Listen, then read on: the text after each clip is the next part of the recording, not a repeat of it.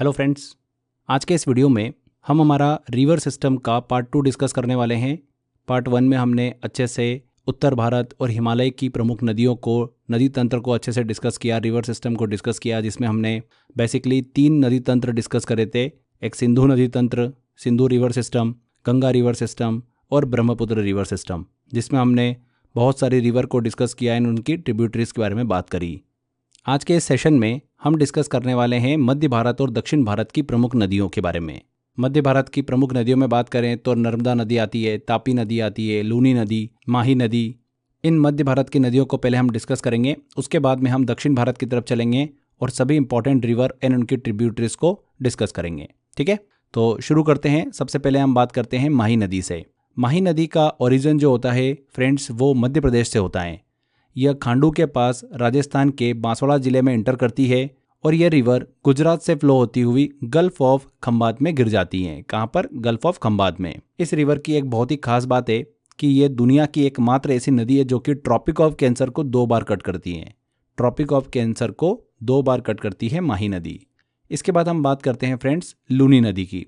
Luni river system Rajasthan का सबसे बड़ा रिवर सिस्टम है। यह रिवर अजमेर के साउथ वेस्ट में अरावली हिल से निकलती हैं और यह रिवर पुष्कर लेक से 2 स्ट्रीम मतलब एक सरस्वती और साबरमती के रूप में बहती हैं, जो गोविंदगढ़ के पास में एक दूसरे से मिल जाती हैं। तलवाड़ा तक यह रिवर वेस्ट डायरेक्शन में फ्लो होती है। उसके बाद यह साउथ वेस्ट डायरेक्शन में फ्लो होते हुए कच्छ के रण में, मतलब जो दलदली क्षेत्र है वहाँ पर विलुप्त हो जाती हैं। एग्जाम में क्वेश्चन बनता है कि इनमें से कौन सी नदी कच्छ के रण में लुप्त हो जाती हैं, वो है लूनी नदी। ठीक है, इसे लवणकरी नदी के नाम से भी जानते हैं क्योंकि बहुत ज़्यादा इसमें सॉल्ट पाया जाता है। नेक्स्ट हम बात करते हैं तापी नदी की। तो तापी रिवर का ओरिजिन मध्य प्रदेश के बैतूल जिले में सतपुरा रेंज में लोकेटेड मुल्ताई से होता है। ये रिवर भी अरब सागर में एस्चुरी का फॉर्मेशन करती हैं एंड नर्मदा रिवर के जैसे ही एक रिफ्ट वैली में बहती हैं, लेकिन इसकी लेंथ बहुत ही कम है। वेस्ट डायरेक्शन पश्चिम दिशा में बहने वाली एक इंपॉर्टेंट रिवर है जो कि 724 किलोमीटर लंबी है। यह river approximate 65,000 square kilometre area में अपवाहित होती हैं। इसके ड्रेनेज एरिया का 79% पार्ट जो है वो महाराष्ट्र में है, 15% पार्ट जो है वो मध्य प्रदेश में और शेष 6% पार्ट गुजरात में पड़ता है। यहीं से एग्जाम में क्वेश्चन पूछा था कि तापी नदी का सर्वाधिक ड्रेनेज एरिया कहाँ पर है, तो 79% महाराष्ट्र में है। ये चीज़ आप ज़रूर ध्यान रखिएगा। नेक्स्ट हम बात करते हैं नर्मदा नदी की। इंपॉर्टेंट रिवर है। ये रिवर छत्तीसगढ़ में स्थित मैकॉल माउंटेन के पास अमरकंटक प्लेट्यू से निकलती है। साउथ में सतपुड़ा और नॉर्थ में विंध्याचल रेंज के बीच में रिफ्ट वैली में बहती हुई यह रिवर मार्बल के रॉक में ब्यूटीफुल गॉर्ज और जबलपुर के पास में धुआंधार वाटरफॉल बनाती हैं। नर्मदा नदी जो है ये अपने मुहाने पर डेल्टा का फॉर्मेशन नहीं करती हैं। इसका मेन रीज़न है कि ये एक रिफ्ट वैली में होते हुए फ्लो करती हैं। नर्मदा नदी 1312 किलोमीटर की दूरी तक फ्लो होने के बाद अरब सागर में मिलती हैं और 27 किलोमीटर लॉन्ग एस्चुरी बनाती हैं। एस्चुरी का निर्माण करती है नर्मदा नदी, ना कि डेल्टा का। यहाँ पर फ्रेंड्स हमने एस्चुरी की बात करी है, तो एस्चुरी क्या होता है? एक प्रकार का भौगोलिक संरचना ही होती है जहाँ पर कोई नदी समुद्र या फिर खाड़ी या फिर बड़ी झील में जाकर मिलती हैं। इसे हम अगर सिंपल लैंग्वेज में बोले तो मुहाना भी कह सकते हैं एस्चुरी को। ये स्थान जो होता है ताजे पानी, फ्रेश वाटर और सॉल्ट वाटर मतलब खारे पानी के मिलने का क्षेत्र होता है। अरब सागर में गिरने वाली यह पेनिनसुलर रिवर की सबसे लंबी रिवर है। सरदार सरोवर प्रोजेक्ट इसी रिवर पर बनाया गया है। नर्मदा नदी की बात करें तो नर्मदा बेसिन मध्य प्रदेश, गुजरात और महाराष्ट्र के कुछ पार्ट में फैला हुआ है। नर्मदा नदी की सहायक नदियों की बात करें तो सभी नदियां जो है बहुत ही छोटी छोटी नदियां हैं। कुछ इंपॉर्टेंट रिवर की बात करें तो बाईं तरफ मतलब लेफ्ट साइड से जो ट्रिब्यूटरी मिलती है इसके अंदर, वो है बंजर नदी, शेर नदी, शक्कर नदी। शक्कर नदी से रिलेटेड क्वेश्चन एग्जाम में पूछ लेते हैं। दूधी नदी और तवा नदी, ये बाईं तरफ से मिलने वाली नदियां हैं, ट्रिब्यूटरी है। दाईं तरफ से बात करें मतलब राइट साइड से, तो हिरन नदी काफ़ी इंपॉर्टेंट है, कोलार नदी और हथनी नदी। तो फ्रेंड्स ये नर्मदा नदी की हमने ट्रिब्यूटरी को डिस्कस किया। यहाँ पर एक चीज़ ध्यान रखिएगा कि तवा नदी जो है ये नर्मदा नदी की सबसे बड़ी सहायक नदी है। तो यहाँ पर हमने ये मध्य भारत की सभी इंपॉर्टेंट रिवर को डिस्कस किया। अब हम बात करते हैं दक्षिण भारत की प्रमुख नदियों की। देखिए यहाँ पर साउथ इंडियन रिवर की बात कर रहे हैं तो 4 प्रमुख नदियाँ हैं, महानदी, गोदावरी, कृष्णा और कावेरी। ये 4 नदियाँ ही हमको कवर करना है और इनकी सहायक नदियाँ। तो एक एक करके डिस्कस करते हैं। सबसे पहले हम बात करते हैं गोदावरी नदी की। तो फ्रेंड्स गोदावरी नदी कहाँ से निकलती है? महाराष्ट्र के नासिक जिले में त्र्यंबकेश्वर से ये नदी निकलती है और इसके बाद ये नदी दक्षिण मध्य भारत को पार करते हुए दक्षिण पूर्व की ओर बहते हुए राजमुंद्री के पास से गोदावरी नदी कई शाखाओं में विभाजित हो जाती है। अगर मेनली हम देखें तो ये 2 ब्रांचेस में डिवाइड हो जाती हैं। पहली जो इसकी ब्रांच है वो है गौतमी गोदावरी और दूसरी है वशिष्ठा गोदावरी। यहाँ से एग्जाम के अंदर अभी क्वेश्चन पूछा गया था गौतमी गोदावरी से, इसलिए बहुत ही इंपॉर्टेंट है। इसमें से जो वशिष्ठ गोदावरी है ये आगे जाकर नरसापुरम आंध्र प्रदेश के पास जाकर बे ऑफ बंगाल, बंगाल की खाड़ी में जाकर मिल जाती है। ओके, और इसकी जो दूसरी शाखा है, यहाँ पर बहुत इंपॉर्टेंट पॉइंट है, दूसरी शाखा जो गौतमी गोदावरी है ये पुदुचेरी जो क्षेत्र है, केंद्र शासित प्रदेश है, उसका क्षेत्र जो आंध्र प्रदेश के अंदर स्थित है यानम, वहां पर जाकर ये बंगाल की खाड़ी में मिल जाती हैं। यहाँ पर बहुत सारे बच्चों को डाउट आ रहा होगा कि पुडुचेरी जो है ये तो तमिलनाडु के वहां पर हमको देखने को मिलता है, बट ये आंध्र प्रदेश में कैसे स्थित है, इसका आप क्षेत्र बोल रहे हो। तो फ्रेंड्स यहाँ पर बहुत इंटरेस्टिंग पॉइंट है। अगर जिन बच्चों को पता है तो बहुत अच्छी बात है, नहीं पता है तो यहाँ पर एक हम चीज अच्छे से क्लियर कर लेते हैं। देखिए 17वीं शताब्दी में फ्रांस ने भारत के कई हिस्सों पर कब्जा कर रखा था और उन्होंने अपनी यहाँ पर कॉलोनी विकसित कर रखी थी भारत में अलग अलग स्थान पर। ये थे पुदुचेरी तमिलनाडु के अंदर, माहे केरल के अंदर, कराईकल तमिलनाडु के अंदर और यानम आंध्र प्रदेश के अंदर। छोटे छोटे हिस्से हैं बट इन पर फ्रांसीसियों का शासन चलता था। 1947 में जब भारत को आजादी मिल गई, उसके बाद 1954 में इन फ्रांसीसियों ने अपनी जो कॉलोनीज थी ये भारत सरकार को सौंप दी और वो चले गए। तो इन कॉलोनी को एकजुट करके आगे चलकर फ्रेंड्स पुदुचेरी केंद्र शासित प्रदेश यूनियन टेरिटरी जो है वो बनाया गया, इन सभी को कलेक्ट कर। तो पुदुचेरी में अलग अलग 4 क्षेत्र हमको देखने को मिलते हैं। कौन कौन से? माहे, पुदुचेरी, कराईकल और यानम। इसमें से जो यानम है ये आंध्र प्रदेश में स्थित है। बहुत ही छोटा सा एरिया है, ये लगभग 30 वर्ग किलोमीटर का एरिया है और यहाँ पर लगभग 55,000 जनसंख्या जो है वो निवास करती है। तो गोदावरी नदी की जो गौतमी गोदावरी ब्रांच है वो इसी यानम में आकर यहाँ पर बे ऑफ बंगाल से मिलती हैं, जो कि पुदुचेरी क्षेत्र के अंतर्गत आता है। तो आई होप आपको ये पॉइंट क्लियर हुआ होगा, बहुत ही इंपॉर्टेंट है, आजकल एग्जाम के अंदर ये पूछा जाता है। देखिए फ्रेंड्स, बंगाल की खाड़ी में मिलने से पहले गोदावरी नदी जो है ये 3 राज्यों से होकर बहती है, महाराष्ट्र, तेलंगाना और आंध्र प्रदेश। कुल मिलाकर ये 1465 किलोमीटर का रास्ता तय करती है और बंगाल की खाड़ी में मिल जाती है। जो गोदावरी नदी है इसे दक्षिण की गंगा मतलब वृद्ध गंगा, बूढ़ी गंगा के नाम से जाना जाता है। अब हम इसके ट्रिब्यूटरीज की बात करते हैं, सहायक नदी की बात करते हैं। तो यहाँ पर राइट एंड लेफ्ट दोनों हमको क्लियर रखना है कि कौन से बाएं तट से आकर मिल रही है और कौन सी दाएं तट से आकर मिल रही है। ठीक है, तो सबसे पहले हम बात करते हैं लेफ्ट साइड से, मतलब बाईं तरफ से। बाईं तरफ से कौन कौन सी ट्रिब्यूटरीज आकर मिलती है? प्राणहिता नदी, इंद्रावती नदी, सबरी नदी, पेनगंगा, कादवा, ये ट्रिब्यूटरीज है गोदावरी नदी की लेफ्ट साइड से।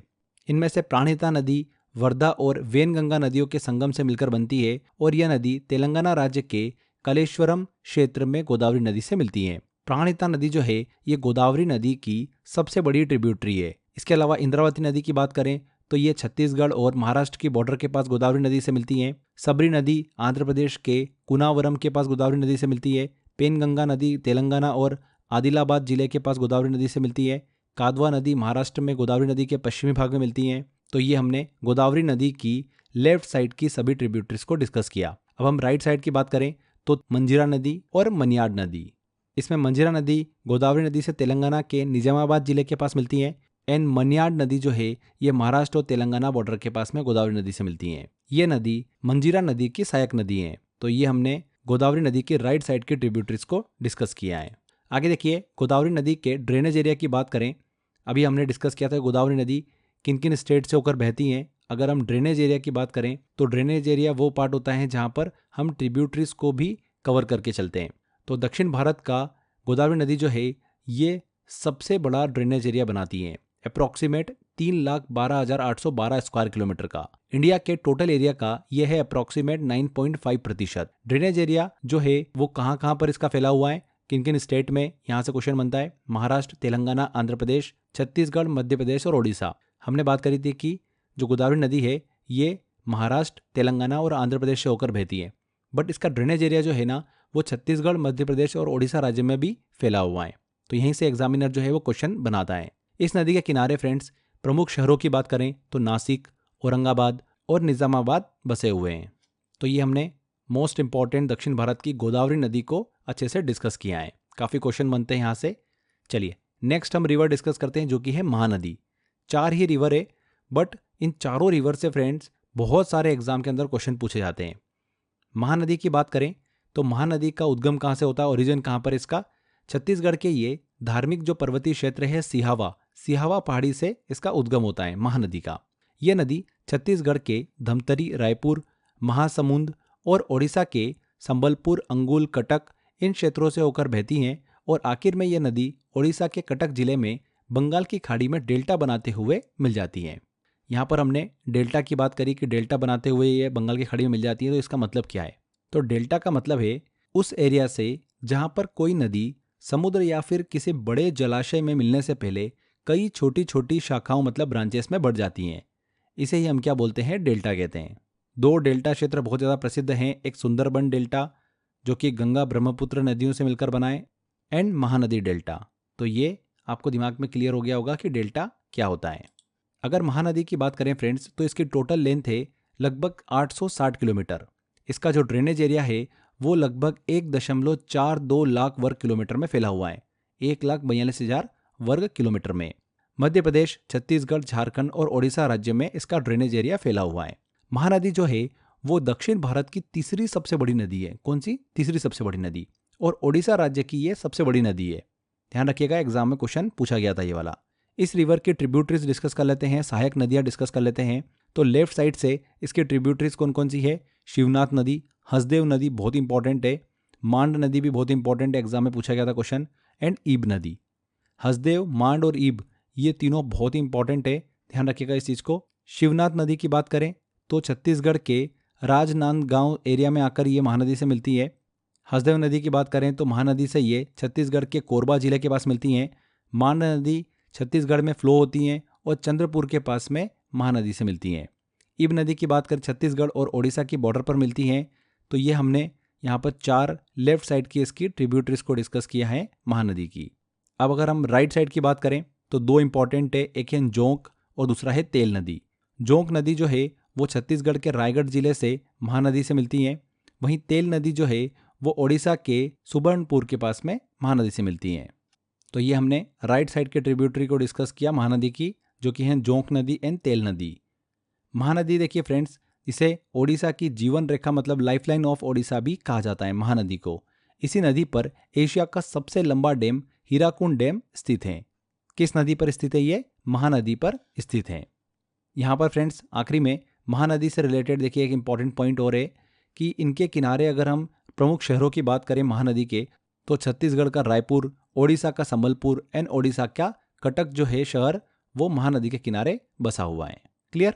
तो ये महानदी को भी हमने अच्छे से डिस्कस कर लिया है। इसके बाद देखिए तीसरी इंपॉर्टेंट रिवर आती है हमारी कृष्णा नदी।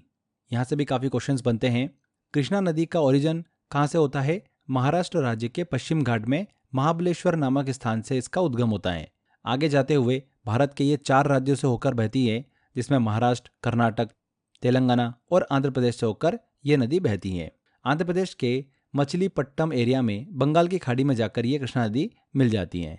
कहाँ पर? आंध्र प्रदेश तट पर।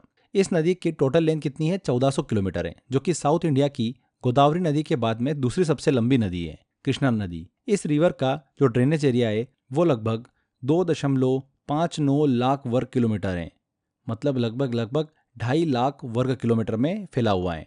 यह मेनली राजस्थान, कर्नाटक, तेलंगाना और आंध्र प्रदेश में फैला हुआ है कृष्णा नदी का ड्रेनेज एरिया। इस रिवर की ट्रिब्यूटरीज डिस्कस करें तो लेफ्ट साइड से कौन कौन सी ट्रिब्यूटरी इंपॉर्टेंट है? भीमा नदी, डिंडी नदी, मूसी नदी एंड मुन्नेरू नदी। तो ये कुछ इंपॉर्टेंट रिवर है जो कि लेफ्ट साइड से आकर कृष्णा नदी में मिलती हैं। भीमा नदी जो है वो कृष्णा नदी से मिलती है, जो कि कृष्णा नदी से लेफ्ट साइड से मिलने वाली एक रिवर है। डिंडी नदी की बात करें तो ये तेलंगाना राज्य में फ्लो होती हैं और नागार्जुन सागर जलाशय के पास में कृष्णा नदी में मिलती हैं। मूसी नदी जो है ये तेलंगाना राज्य में फ्लो होती हैं और तेलंगाना में कृष्णा नदी से मिलती हैं। प्रसिद्ध हैदराबाद शहर जो है वो मूसी नदी के किनारे ही स्थित हैं। एग्जाम में क्वेश्चन पूछा गया था, इसलिए ध्यान रखिएगा। वहीं मुन्नेरू नदी की बात करें तो ये तेलंगाना और आंध्र प्रदेश राज्यों में बहती हैं और यह नदी आंध्र प्रदेश के कृष्णा जिले में विजयवाड़ा के पास में कृष्णा नदी में मिलती हैं। कौन सी? मुन्नेरू नदी। आगे देखिए, अब कृष्णा नदी की राइट साइड की सभी ट्रिब्यूटरीज को डिस्कस करें तो यहाँ पर काफ़ी ज़्यादा देखिए ट्रिब्यूटरीज हमको देखने को मिलती है राइट साइड से कृष्णा नदी में। सबसे इम्पॉर्टेंट दो है कोयना नदी, तुंगभद्रा नदी। इसके अलावा फ्रेंड्स घाटप्रभा, मालप्रभा, पंचगंगा और दूधगंगा नदी जो है ये राइट साइड से आकर इसमें मिलती हैं। किसमें? कृष्णा नदी में। कोयना नदी जो है ये महाराष्ट्र राज्य में कृष्णा नदी से मिलती हैं। तुंगभद्रा नदी कर्नाटक राज्य के बहुत सारे हिस्सों में फैली हुई हैं और कृष्णा नदी में मिलती हैं। तुंगभद्रा नदी महाराष्ट्र और कर्नाटक राज्य में बहने वाली कृष्णा नदी की सबसे बड़ी ट्रिब्यूटरी हैं। घाटप्रभा नदी और मालप्रभा नदी जो कृष्णा नदी की सहायक नदियां हैं वो कर्नाटक राज्य में कृष्णा नदी से मिलती हैं। फिर पंचगंगा नदी जो है वो महाराष्ट्र के पास में कोल्हापुर है, वहाँ पर कृष्णा नदी से मिलती हैं। एंड दूधगंगा नदी महाराष्ट्र कर्नाटक राज्य की बॉर्डर पर कृष्णा नदी में मिलती हैं। यहाँ पर अगर हम इस रिवर पर बात करें तो नागार्जुन सागर डैम बना हुआ है जो कि एशिया का सबसे बड़ा डैम में से एक है।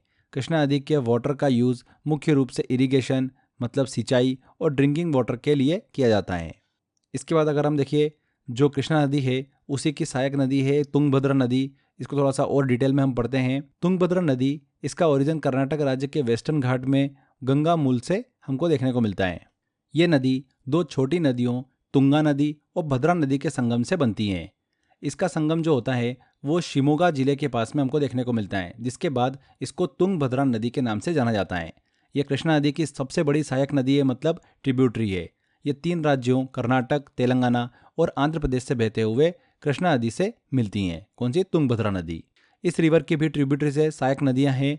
ये खुद अपने आप में कृष्णा नदी की सहायक नदी है, बट इसमें भी छोटी छोटी नदियाँ आकर मिलती है। लेफ्ट साइड से बात करें तो वारदा नदी और हागरी नदी। वारदा नदी तुंगभद्रा नदी से कर्नाटक राज्य में मिलती है और यह नदी तुंगभद्रा नदी की लेफ्ट साइड से मिलने वाली ट्रिब्यूटरी है। हागरी नदी जो है वो कर्नाटक और आंध्र प्रदेश के एरिया में फ्लो करती है और आगे जाकर तुंगभद्रा नदी से मिल जाती है। अगर हम राइट साइड से इसकी ट्रिब्यूटरी डिस्कस करें तो एक ही इंपॉर्टेंट है वेदवती रिवर, वेदवती नदी। वेदवती नदी कर्नाटक राज्य से बहते हुए तुंगभद्रा नदी में राइट साइड से आकर मिलती है।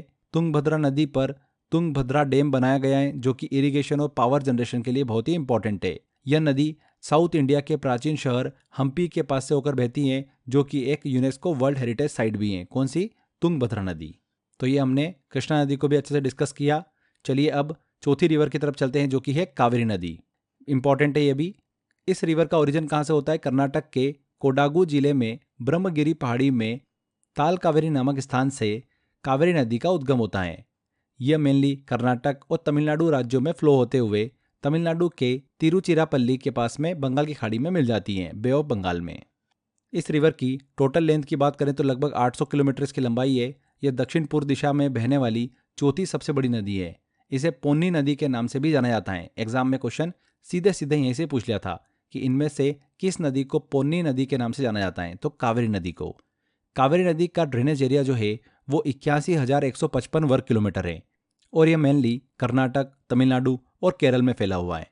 इस रिवर की ट्रिब्यूटरी सहायक नदियाँ डिस्कस करें तो लेफ्ट साइड से आकर मिलने वाली नदियाँ हैं शिमसा नदी, अर्कावती नदी और हेमवती नदी। ये तीनों नदी कर्नाटक राज्य में फ्लो होती है और आगे जाकर कावेरी नदी से मिलती है। ये सभी नदी कावेरी से लेफ्ट साइड से मिलने वाली नदियाँ हैं। राइट साइड से बात करें तो कबिनी नदी, भवानी, अमरावती, लक्ष्मण तीर्थ और लोक पावनी नदी जो है ये राइट साइड से आकर मिलती है कावेरी नदी में। तो ये राइट साइड की ट्रिब्यूटरीज कौन कौन हो गई? इसमें कबिनी बहुत ही इंपॉर्टेंट है। यहाँ से एग्जाम में क्वेश्चन पूछा गया था कबिनी और भवानी से। कबिनी नदी जो है ये केरल में बहते हुए तमिलनाडु में प्रवेश करती है और वहाँ पर कावेरी नदी से मिलती है। भवानी नदी तमिलनाडु में बहते हुए कावेरी नदी से मिल जाती है। अमरावती नदी तमिलनाडु में मिलती है एंड लक्ष्मण तीर्थ नदी जो है ये कर्नाटक राज्य में कावेरी नदी से मिलती है। इसके अलावा लोक पावनी नदी की बात करें तो ये कर्नाटक के मैसूर एरिया में कावेरी नदी से मिलती हैं। ये सभी कावेरी नदी से राइट साइड से मिलने वाली ट्रिब्यूटरीज हैं। कावेरी नदी की बात करें तो साउथ इंडिया की इसे गंगा कहा जाता है। किसको? कावेरी नदी को। यह रिवर तमिलनाडु और कर्नाटक की सबसे मेन नदी है, इसीलिए इसे इन स्टेट में एग्रीकल्चर के लिए जीवन रेखा माना जाता है। तो यहाँ पर फ्रेंड्स हमने ये मध्य भारत और दक्षिण भारत की नदियों को डिस्कस किया। पार्ट 2 हमारा यहाँ पर कंप्लीट होता है। पार्ट 1 में हमने उत्तर भारत की प्रमुख नदियों को डिस्कस किया था एंड पार्ट 2 में दक्षिण भारत की एंड मध्य भारत की नदियों को डिस्कस किया। तो फ्रेंड्स ये रिवर सिस्टम वाला टॉपिक हमारा यहाँ पर पूरा तरीके से कंप्लीट हो जाता है। अब आपको करना ये है कि मैंने टेस्ट वाले सेक्शन में रिवर से रिलेटेड टेस्ट दे रखा है आपको। अच्छे अच्छे क्वेश्चंस दिए मैंने आपको, जो एग्ज़ाम में लगातार पूछे जा रहे हैं। तो बार बार टेस्ट की प्रैक्टिस करना है। जितने ज़्यादा आप क्वेश्चंस लगाओगे, प्रोबेबिलिटी एग्ज़ाम में रिवर्स सिस्टम से क्वेश्चन सही होने की उतनी आपकी बढ़ेगी। तो ज़्यादा से ज़्यादा क्वेश्चन लगाना है, ज़्यादा से ज़्यादा टेस्ट की प्रैक्टिस करना है। आज के बस इस वीडियो में इतना ही था फ्रेंड्स। ऐसे ही लगातार मेहनत करते रहिए, अच्छे से मेहनत करते रहिए, लगे रहिए। मिलते हैं अगले वीडियो में। Till then, bye bye.